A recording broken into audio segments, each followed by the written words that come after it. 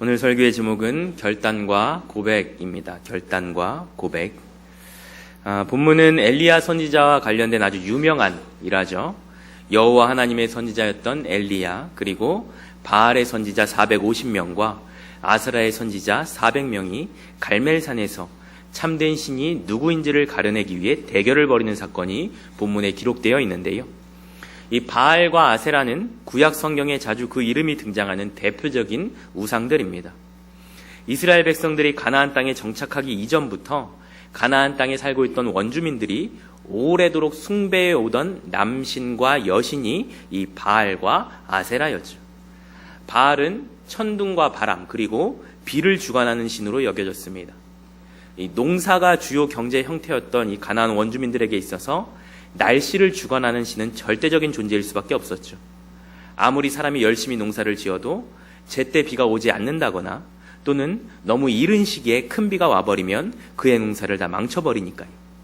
바알을 잘 섬겨야지만 농사가 잘 된다고 믿었습니다. 또 아세라는 다산과 풍요를 상징하는 여신으로 숭배되었는데요. 이 아세라의 가오가 있어야지만 많은 자녀를 낳고 집안이 번성한다고 믿었던 것이 이 가나안 원주민들의 신앙이었죠. 출애굽 이후에 이스라엘 백성들이 정착한 가나안 땅에서 만난 사람들이 바로 이런 신앙을 가지고 있는 사람들이었습니다. 처음에는 이들과 거리를 두면서 지냈어요. 이스라엘은 여호와만을 섬기기로 맹세한 여호와의 백성이었으니까요. 하지만 이스라엘도 그 땅에서 농사를 짓기 시작합니다. 원래는 오래전부터 목축업을 하면서 살던 민족이었고 400년 동안은 노예로 살다가 또 40년 동안은 광야에서 유리 방황하면서 지낸 게 이 이스라엘 백성이잖아요. 스스로의 힘으로 농사를 성공적으로 해낼 수가 없었죠. 가나안 원주민들에게 농사를 배우게 됩니다. 그러면서 자연스럽게 그들의 농경 문화 속에 녹아져 있는 바알 숭배도 함께 배우게 된 것이죠. 그렇게 때에 따라서 바알과 아세라를 기쁘게 하는 여러 가지 의식들을 통해 풍년을 기원하는 것에서 시작된 이 바알 숭배가 세월이 지나면서 더욱 깊어져서 이제는 도려내기 힘들 정도로 이스라엘 백성들 생활 전반에 깊숙이 침투하게 되었습니다. 결국 이스라엘의 신앙은 여호와 하나님과 더불어서 이 바알과 아세라도 함께 의지하고 함께 섬기는 형태로 변질되어 버린 것이죠. 하지만 이것은 하나님께서 가장 경멸하는 신앙의 형태였습니다. 하나님께서 모세를 통해 이스라엘에게 주신 10계명의 가장 첫째 계명이 무엇이죠? 너는 나 외에는 다른 신들을 내게 두지 말라. 우상 숭배를 금하고 오직 여호와 하나님만을 믿고 섬기는 그 신앙의 순수성을 가장 중요하게 보시는 하나님 앞에서 하나님과 더불어 바알이라는 우상을 함께 섬기는 것은 결코 용납될 수가 없는 신앙이었습니다. 하지만 그 누구도 이것이 잘못되었다라고 지적하지 않았죠. 대부분의 백성들이 그런 식으로 살고 있었으니까요. 심지어는 왕과 왕비가 여호와의 선지자를 찾아 죽이고 그 빈자리를 바알과 아세라의 선지자들로 채울 정도로 바알 숭배가 만연해 있었거든요. 바로 이런 상황에서 하나님의 사람 엘리야가 등장합니다. 그는 이스라엘이 바알 숭배를 끊어내고 오직 여호와 하나님만을 섬기는 순수한 여호와의 백성으로 회복되기를 소망하면서 왕에게 한 가지 제안을 하는데요.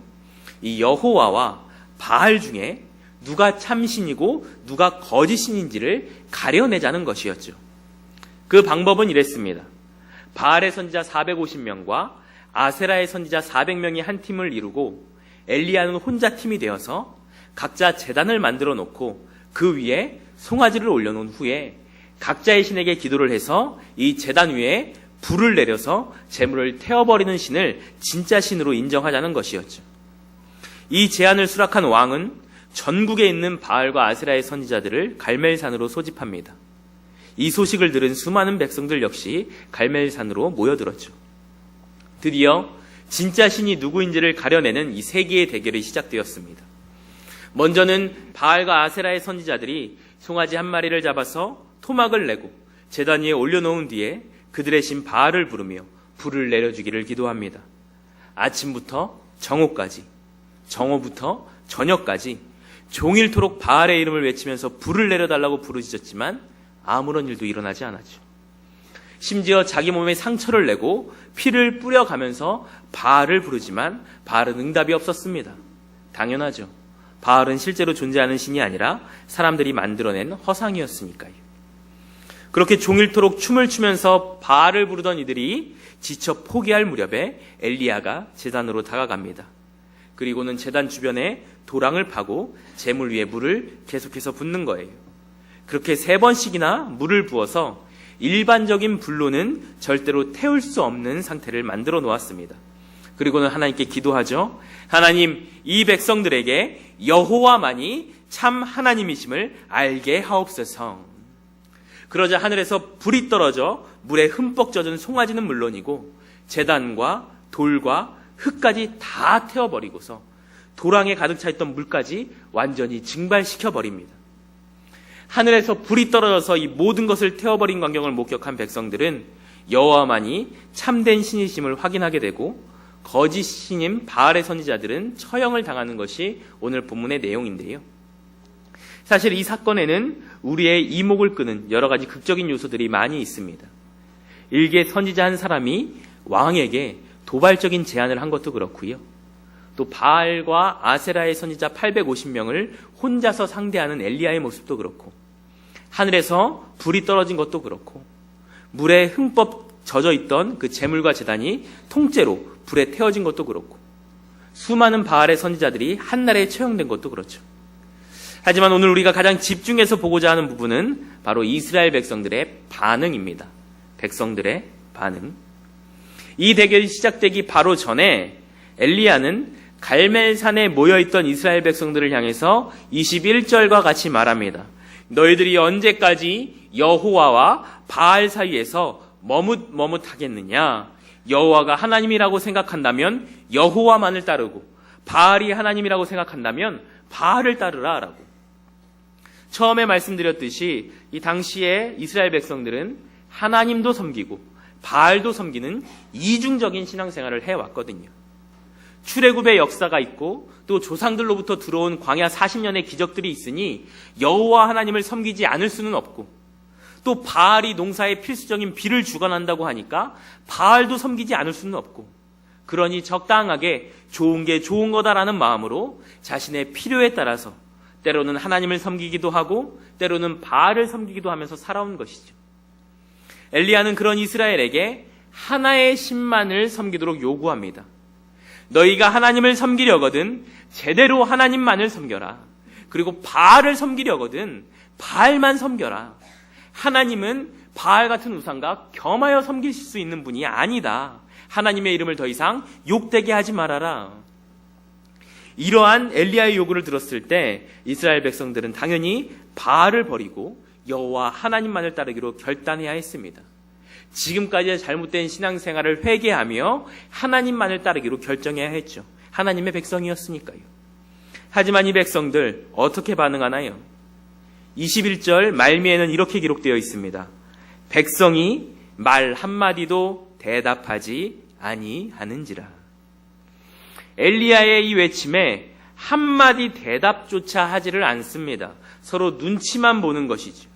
누구를 섬길 것인지 결정하지 않고 여전히 둘 사이에서 머뭇머뭇거리면서 상황만 지켜보는 거예요. 왜요? 지금 상태로도 별탈 없이 잘 살고 있으니까요. 괜히 여호와만 섬기기로 결단했다가 바알의 노여움을 사서 농사를 망치게 될까 봐, 또는 괜히 바알만 섬기기로 결단했다가 여호와의 노여움을 사서 천벌을 받게 될까 봐, 그래서 이것도 저것도 아닌 이상한 신앙을 가진 채 머뭇거리면서 침묵할 뿐이었습니다. 그런데 재밌는 사실은요, 이 엘리야의 기도에 응답하신 하나님께서 불을 내려서 송아지를 다 태워버리는 것을 목격한 백성들의 반응이 대결 전의 반응과는 확연하게 달라졌다는 점입니다. 우리 39절 함께 읽어볼까요? 본문 39절 함께 읽습니다. 모든 백성이 보고 엎드려 말하되 여호와 그는 하나님이시로다. 여호와 그는 하나님이시로다 하니. 그곳에 있던 모든 백성들이 하늘에서 떨어지는 불을 보자마자 약속이나 한 듯이 땅에 엎드려서 여호와 그는 하나님이시다라고 외쳤대요. 진작에 엘리야가 결단하라고 말로 할 때 여호와는 하나님이시다, 우리는 여호와만을 섬기겠다라고 고백했으면 좋았을 것을 엘리야가 말로 권면했을 때에는, 쉽게 말해서 좋은 말로 할 때는 결단하지 못하고 말 한마디도 대답하지 않았던 그 백성들이 불이 떨어지는 그 현상 하나에 놀라서는 누가 시키지도 않았는데 여호와가 하나님이시다라는 대단한 고백을 하고 있습니다. 대결 전과 후가 매우 대조적이죠. 눈에 보이는 것이 없을 때는 그저 머뭇거리면서 눈치만 보던 그들이 불 하나 보고서는 혹시나 그 불이 우상 숭배를 하고 있는 자신에게 떨어지진 않을까 두려워하면서 땅에 엎드려서 하나님을 참신으로 고백하는 것이 상당히 비겁해 보이기까지 합니다. 그런데 이런 비겁한 신앙의 모습이 바로 오늘날 우리 안에도 있을 수 있다는 사실을 여러분 아시나요? 우리 안에도 저마다의 바알이 숨겨져 있습니다.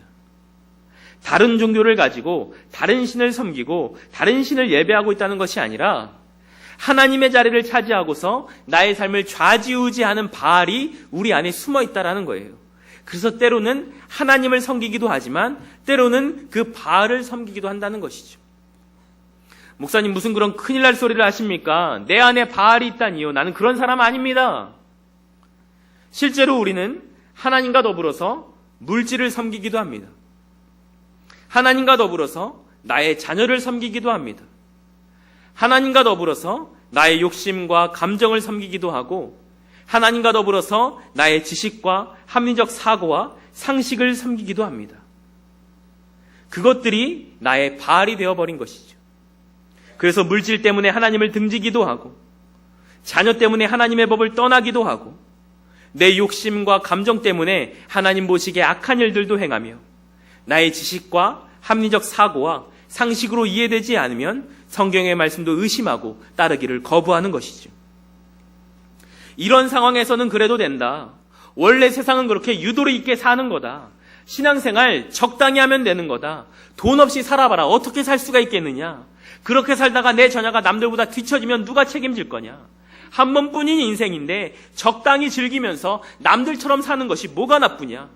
교회에서는 교회의 방식이 있는 거고 세상에서는 세상의 방식이 있는 거다. 어떻게 세상을 살면서 성경의 말씀대로 살 수가 있느냐. 그러다가는 도태되기 십상이다.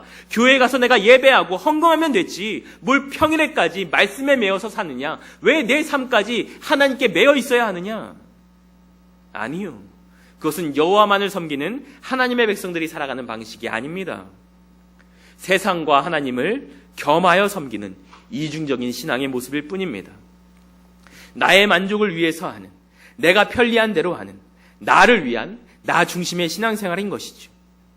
하나님을 기쁘시게 하기 위한 하나님 중심의 신앙생활은 아닙니다. 하나님은 그저 내가 부를 때만 나오세요. 하나님은 그저 내가 도움을 구할 때만 능력을 허락해 주세요. 내가 부르지 않을 때는 저 뒤에 숨어 계시고 내 마음대로 살 수 있게 나오지 마세요. 하나님께서는 우리가 그렇게 하나님과 더불어 섬기고 있는 것들을 끊어내고 오직 하나님만을 섬기기를 원하십니다. 그래서 예배를 통해서 성경의 말씀을 통해서 죄에서 돌이키라 말씀하시며 너의 바알을 버리고 나 여호와만을 섬기라 라고 말씀하시는 것이죠. 하지만 우리는 그런 말씀을 듣고도 결단하지 않습니다. 지금 이 순간처럼 말이죠. 그저 늘 교회에서 하는 이야기구나. 늘 목사님들이 하는 이야기는 똑같구나. 그래, 말은 좋지. 그런데 나는 그렇게는 못하겠다. 어떻게 그렇게 세상을 사느냐. 나는 그렇게 하지 않겠다. 마치 너희가 여호와이든 바알이든 하나만 택하여 섬기라는 그 엘리야의 외침에 침묵으로 반응하던 이스라엘 백성들처럼 우리 역시 침묵할 뿐입니다. 왜 그럴까요? 결단하지 않아도 당장에 큰일이 일어나지 않으니까요. 내가 하나님만 따르겠다라고 결정하지 않아도, 내가 다른 것들과 함께 하나님을 적당히 섬겨도, 내 상황에 맞춰서 적당히 신앙생활을 해도 그냥 지금처럼 하던 대로 하고 살던 대로 살아도 살만하니까요. 뭔가 확실한 것도 없는데 괜히 하나님만 따르겠다라고 이것저것 다 끊어냈다가는 세상적으로 손해를 보고 피해를 보게 될까봐 이 대결 전에 이스라엘 백성들처럼 결단을 요구하시는 하나님 앞에서 한마디 말도 대답하지 않고 그냥 침묵 가운데에서 적당히 숨어서 신앙생활을 합니다. 그리고서 이렇게 이야기하죠. 그럼 하나님 좀 보여주십시오. 말씀만 하지 마시고 내가 하나님을 확실하게 믿을 수 있게, 내가 다른 것들에 흔들리지 않고 하나님만 따를 수 있게, 세상 길에 빠지지 않게 본문에서 불을 내려주신 것처럼 하나님 정말 계시다는 증거를 좀 내 눈에 보여주시면 제가 하나님만 섬기지 않겠습니까? 라고 이야기합니다. 그럼 진짜 그렇게 해주시면 될 것을 왜 하나님은 그렇게 하지 않으시는 걸까요? 무언가 기적적이고 신기한 일들을 보여주는 것이 별로 소용이 없거든요. 실제로 지금 이 자리에서 땅이 조금이라도 흔들린다면, 지금 이 자리에서 커다란 울림과 함께 하나님의 쩌렁쩌렁한 음성이 들린다면 너나 할 것 없이 무서워 떨면서 하나님을 인정할 겁니다. 회개하면서 고백하겠죠. 하나님, 제가 죄인입니다. 제가 어제도 죄를 지었고 제가 살아오면서 하나님 앞에 부끄러운 모습 투성입니다. 제발 한 번만 저를 용서해 주시면 제가 앞으로는 하나님만 섬기겠습니다라고 고백할 겁니다. 대결 후에 이스라엘 백성들이 여호와가 하나님이시다라고 고백했던 것처럼 말이죠. 그리고 잠시 동안은 뭔가 변화된 것처럼 살아갈 수도 있을 거예요. 하지만 며칠만 지나면 원래대로 돌아올 겁니다. 왜인지 아세요? 결단이 없이 그저 무언가 보고 나서 두려움으로 하는 고백은 아무런 힘이 없기 때문에 그렇습니다. 여러분들이 자녀를 혼낼 때 한번 생각해 보세요. 자녀를 혼내려고 매를 드는 순간에 애들이 소리칩니다. 잘못했어요. 다시는 안 그럴게요. 한 번만 용서해 주세요. 큰 소리로 말하죠. 그런데 정말 다시는 안 그러나요? 아닙니다. 매를 내려놓으면 또 반복합니다. 두려운 것이 사라지면 그 두려움 때문에 했던 고백도 따라서 사라집니다. 스스로 그것이 잘못임을 깨닫고 자기 의지적으로 그것을 끊어내지 않는 이상 그 모습은 달라지지 않습니다. 본문의 이스라엘 백성들도 하늘에서 불이 떨어져서 송아지와 물까지 다 태워버린 것을 보고 난 후에는 하나님이 참 신이다 라고 고백하잖아요. 하지만 그 고백 그때뿐이었습니다. 얼마 지나지 않아서 이들 또다시 바알을 섬기는 우상숭배에 빠져버리거든요. 어떻게 그런 기적을 보고서도 그럴 수가 있을까요? 어떻게 살아계신 하나님을 보고서도, 그 기적을 보고서도 그분이 하나님이시다라고 고백하고서도 그럴 수 있을까요? 불을 보고 두려움으로 내뱉은 그들의 고백은 결단이 빠진 고백이었기 때문이었습니다. 무언가 눈에 보이고 나서 하는 고백 누구나 할 수 있어요. 보이니까요. 어쩌면 바알과 아세라의 선지자들 중에서도 하늘에서 불이 떨어지는 것을 보고 나서는 그 순간 바알을 버리고 여호와가 참 신이었구나라고 말하는 사람들도 있었을 겁니다. 하지만 그들의 그런 고백, 결단이 없는 고백이었죠. 사실 고백이라고 할 수도 없는 수준입니다. 그냥 눈에 보이니까 보이는 사실을 인정한 것뿐이죠. 그런 고백은 아무런 힘이 없이 금방 사라집니다. 진정한 고백이란 보이는 것이 없어도 내 믿음으로 결단한 후에 나오는 고백입니다. 내 눈에 초자연적인 현상이 보이지 않아도, 하나님이 무언가 특별한 기적이나 표적을 보여주시지 않아도 이미 나에게는 구원의 은혜가 있고 성경의 말씀이 있고 또 하나님을 나보다 먼저 만난 믿음의 선배들의 가르침이 있고 내 삶 속에서 내가 경험했던 기도와 찬양과 말씀의 능력이 있기 때문에 그것을 바탕으로 하여서 내가 내 하나님만 섬기며 그 하나님의 말씀만을 기준 삼아 살아가겠노라고 결단하고 그 결단을 내 입술로 고백하며 그 고백에 책임감을 가지고 지켜내기 위해서 애쓰는 모습, 그것이 바로 결단과 함께 나오는 고백의 힘이라는 거예요. 우리는 분명히 매 주일마다 예배를 통해서 하나님께 고백을 합니다. 사도신경을 가지고 내 신앙을 고백을 하고 찬송의 가사를 통해서 하나님에 대한 사랑을 고백하고 주님 뜻대로 살겠노라고, 주님 말고 그 어떤 것으로는 나의 신을 삼지 않겠노라고, 그 어떤 것과도 주님 바꾸지 않겠노라고 고백하고, 또 대표 기도자의 기도에 아멘이라고 외치면서 내가 하나님 위해서 살겠습니다라고 고백하곤 하죠. 그런데 예배를 마치고 돌아서면 그 고백 힘없이 무너지지 않던가요? 또다시 나는 세상을 쫓아 살아가면서 또다시 여러 가지 것들과 주님을 바꿔가면서 그렇게 내 뜻대로 내 마음대로 살아가잖아요. 그 이유는 나의 그 고백이 결단 없이 이루어진 고백이기 때문에 그렇습니다. 고백이 힘을 가지고서 내 생활 속에 영향을 미치고 내 삶과 신앙의 모습을 변화시키기 위해서는 결단이 반드시 필요합니다. 내가 무슨 일이 있어도 이것을 지켜내겠다라는 그 결단이 빠진 고백은 그저 허공에 날리는 메아리에 그칠 뿐입니다. 남들이 하는 고백에 그저 무의식적으로 아멘을 외치고 그저 교회에서 시키는 대로 말하는 것은 아무런 힘이 없습니다. 내가 그렇게 살겠노라고 의지적으로 결단해야 하고 그 결단을 내 입술로 고백해야지만 그것이 힘 있는 고백이 됩니다. 하나님이 우리에게 원하시는 고백은 바로 그런 결단과 함께하는 고백입니다. 하나님이든 바알이든 한쪽을 택하라고 했을 때 이걸까 저걸까 주저하면서 양쪽에 다 다리를 걸쳐놓고 내가 뭔가 확실한 게 보일 때까지는 안전하게 기다리겠다라고 하는 사람이 아니라 하나님만 섬기자니 세상의 것들이 너무나도 아깝고 세상으로 뛰쳐나가자니 왠지 하나님의 눈이 무섭고 그래서 둘 사이에서 머뭇머뭇거리는 사람이 아니라 아무것도 보이지 않아도 현실적인 손해가 예상된다고 해도 나는 하나님을 택하겠습니다. 나는 하나님의 사람으로 살겠습니다라고 결단하고 고백하는 진정한 하나님의 백성을 찾고 계신다는 거예요. 어쩌면 머뭇거리는 신앙이라는 것이 어떤 것인지 감이 안 잡히는 분이 계실 수도 있을 것 같습니다. 나는 그런 신앙 아니다라고 생각하는 분도 계실 거예요. 나 이렇게 아침부터 주일에 예배하러 교회에 왔는데 와서 봉사도 많이 하고 헌금도 하는데 내 신앙이 뭐가 어떻다는 건가 생각하는 분도 계시겠죠.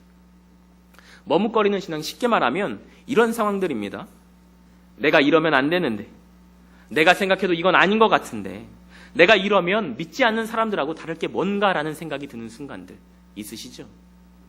11조 문제로 갈등하고, 주일 성수 문제로 갈등하고, 편법을 쓰면서 사업하는 문제로 갈등하고, 쾌락과 음란을 즐기는 생활 때문에 갈등하고, 부정과 불의의 편에 서서 부당한 이득을 취하는 문제로 갈등하고, 미움과 분노와 질투와 험담을 하면서 갈등하고, 하지만 갈등은 하는데 그것을 끊어내지는 못하고 계속 머뭇거리기만 하는 순간들, 하나님의 뜻이 무엇인지는 알지만 그 뜻대로 행하지는 못하는 순간들, 하나님의 뜻이 뭔지는 알아요. 내가 하나님의 백성이니까 그 뜻을 따라 살아가야 한다는 것도 알아요. 그래서 머리로는 이러면 안 되는데, 이건 아닌데 라는 생각이 들어요. 하지만 내 본능이, 내 욕심이, 내 마음이 그런 하나님의 뜻을 외면하고 싶어 합니다. 내 몸이 본능과 욕심과 내 마음을 쫓아가고 싶어 해요. 그래서 안 되는데 이러면 안 되는데 라고 하면서 해버립니다. 하나님의 뜻을 외면하면서 살아갈 때 누리게 되는 그 물질과 그 쾌락과 그 편안함과 그 즐거움을 포기하지 못하는 것이죠. 그리고 나서 내가 왜 또 그랬을까 후회하고 탄식하기만 합니다. 하지만 같은 상황이 또 찾아오면 머뭇거리기만 하고 결단하지 못한 채 또 세상 흘러가는 대로 또 늘 하던 대로 내 몸을 맡겨버립니다. 이제는 그것이 더 익숙하고 더 자연스럽고 더 편안해져 버렸어요. 둘 사이에서 머뭇거리는 신앙의 모습입니다. 그렇게 매번 머뭇거리기만 하고 결단하지 못하는 우리들에게 하나님께서는 오늘의 말씀을 통해서 결단을 요구하십니다. 네가 어느 때까지 머뭇머뭇하려느냐? 여호와가 하나님이라면 나 여호와만을 섬기고 바알이 하나님이라면 그를 따를지니라. 비단 오늘뿐만이 아니라 매일의 삶 속에서 우리가 갈등하며 주저하고 머뭇거리며 결단하지 못할 때 네가 어느 때까지 머뭇머뭇하려느냐? 여호와가 만일 하나님이면 그를 따르고 바알이 만일 하나님이면 그를 따를지니라 라고 말씀하신다고요. 우리가 못 들은 척하고 그저 침묵으로 반응할 뿐이지 하나님은 늘 우리에게 결단을 동반한 고백을 듣기 원하시고 그 고백에 책임감을 가지고 살아가는 삶의 모습을 원하신다는 사실을 기억하시기 바랍니다. 사실 주위를 둘러보면 그렇게 결단하고 그 결단을 고백하고 그 고백에 책임감을 가지고 치열하게 말씀 붙잡고 살아가는 사람들을 보기가 쉽지 않죠. 그만큼 순수한 신앙으로, 바른 신앙으로 살아가는 사람을 찾아보기 어렵다는 뜻일 겁니다. 오히려 세상과 적당히 타협해 가면서 그렇게 세상도 즐겨가면서 그렇게 살아가는 신앙인들을 많이 보게 되니까 제가 아는 어떤 사람도 교회에 다니는데 뭐 별다를 거 없던데요, 많은 사람들 그렇게 살아가던데요 라고 말하면서 그것이 자연스럽고 당연한 것인 듯 오해하고 착각하게 되는 것이죠. 하지만 그러한 모습들은 올바른 모습이 아니라 그 옛날 우상숭배에 빠져있던 이스라엘의 모습일 뿐입니다. 모두가 침묵하면서 말 한마디도 대답하지 않았던, 그렇게 눈치만 보면서 하나님 택하기를 주저했었던, 세상과 하나님 사이에서 어정쩡하게 머뭇머뭇 거리고 있는 모습일 뿐입니다. 그것이 옳기 때문에 그렇게 살아가는 사람이 많은 것이 아니라 그저 잘못된 신앙으로 살아가는 사람들이 많아진 것뿐입니다. 물질이라는 바알이 가장 강한 신처럼 사람들을 다스리고, 쾌락이라는 바알이 수많은 이들을 조롱하면서 가지고 놀고, 내 욕심, 내 감정, 내 생각이라는 바알이 나에게 가장 중요한 신처럼 숭배받고, 참 신이신 여호와 하나님의 이름은 업신여김을 당하는 오늘날의 세상을 살아가는 우리들에게 하나님께서는 나 여호와냐 아니면 너의 바알이냐 하나만 선택하라 요구하십니다. 그래서 매 주일 우리의 예배는 그러한 하나님의 음성을 듣고 결단하는 예배여야 합니다. 내가 세상 가운데 쓰러졌다 해도 다시 한번 이 예배를 통해서 결단하고 고백하며 그 고백대로 살아나갈 힘을 얻고 돌아가는 예배여야 합니다. 그저 은혜만 받고 감동만 받고 위로만 받고 오늘 좋았다라고 만족하는 그런 예배가 아니라 주님, 내가 다시 한번 결단하니 이 결단대로 내가 살기를 원합니다라고 고백하고 그렇게 살아갈 힘을 얻어가는 예배여야 한다라는 겁니다. 머뭇거리기만 하는 것이 아니라 여호와만을 섬기기로 결정하고 의지적으로 치열하게 싸워가는 그런 결단이 있는 예배여야 한다는 것이죠. 저는 엘리야처럼 여러분에게 하늘에서 떨어지는 불을 보여줄 수는 없습니다. 하지만 엘리야처럼 여러분에게 하나님만 섬기라 결단을 촉구할 수는 있습니다. 참된 신앙은 떨어지는 불을 보고서 두려움 가운데 마지못해 하나님을 인정하는 것이 아니라 내 눈에 아무것도 보이지 않는다 하더라도 이미 나에게 허락하신 그 말씀을 통해서 하나님만이 참된 신심을 믿고 그분의 말씀대로 살기를 결단하고 고백하며 그 결단과 고백에 걸맞는 책임감을 가지고 내 삶을 하나님 보시기에 합당한 삶으로 만들어가는 것이니까요. 여러분, 결단하기를 원합니다. 여호와만을 따르며 여호와만을 섬기며 여호와의 말씀대로 살아가기를 결단하십시오. 세상이 뭐라고 말하든 다른 이들은 적당히 둘 사이에서 머뭇거린다고 해도 혹 지금껏 내가 그런 머뭇거리는 신앙의 모습으로 살아왔다 하더라도 지금 이 시간, 지금 이 예배의 순간에 다시 한번 하나님의 거룩한 백성으로 살겠노라고 결단하고 그 여호와 하나님만을 마음 다해 섬기며 그 말씀 따라 살기 위해서 최선의 노력을 내가 경주하겠노라고 결단하기를 원합니다. 그리하여서 바알이든 여호와이든 하나를 택하라는 그 오늘의 말씀 앞에서 내 주님, 저는 여호와 하나님만을 전심으로 사랑하며 섬기겠습니다. 그 하나님을 위하여서 살아가겠습니다. 그 하나님의 말씀 붙들고 살아가겠습니다라는 그런 결단이 동반된 고백을 하면서 그 고백을 지켜가기 위해서 힘쓰고 애씀으로 날마다 승리하는 하나님의 거룩한 백성들 되시기를 주님의 이름으로 간절히 축원합니다.